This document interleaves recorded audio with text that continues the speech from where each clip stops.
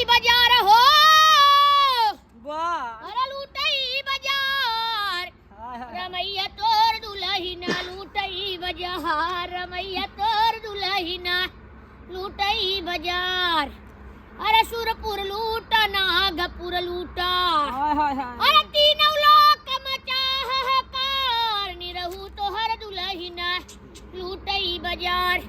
जमालापुर लूटा मणियाहू लूटा, वाह वाह। अरे शीतलगंज में मचा हाहाकार, निरहु तोहर दुल्हनिया लूटई बाजार।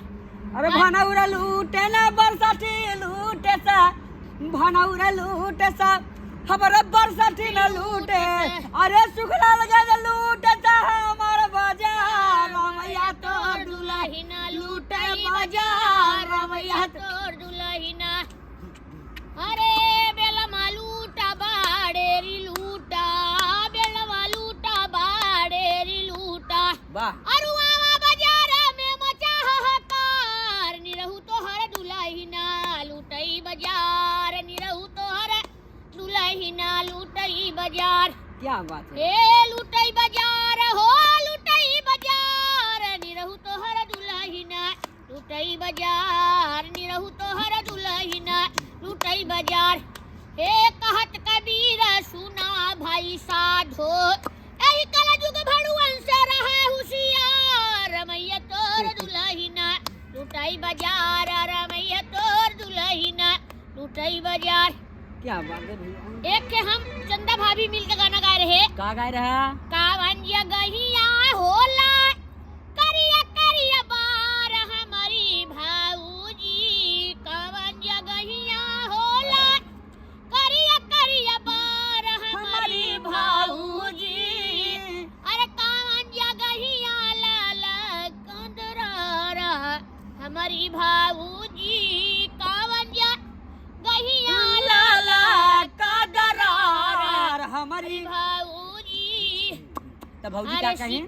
तब बताइन का बताइन। सिरबंदी सहरिया में होला, करिया करिया बार हमरे देवरू, अरे बीचवा में लाला कादरारा हमारे देवरू, बीचवा में लाला कादरारा हमारे देवरू।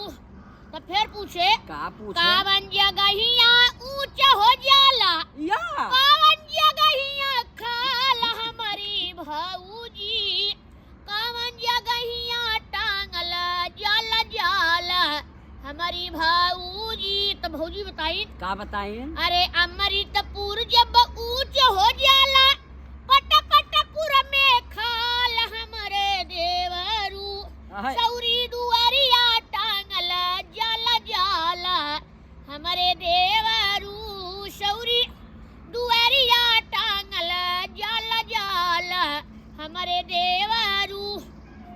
तो फिर पूछे का पूछी। कामन जगहिया दोनों सटी जाला, कहवा होला खेल हमारे देवरू, कावन जगहिया लगी जाला तेला हमारी भाऊजी, कावन जगहिया लगी जाला तेला हमारी भाऊजी।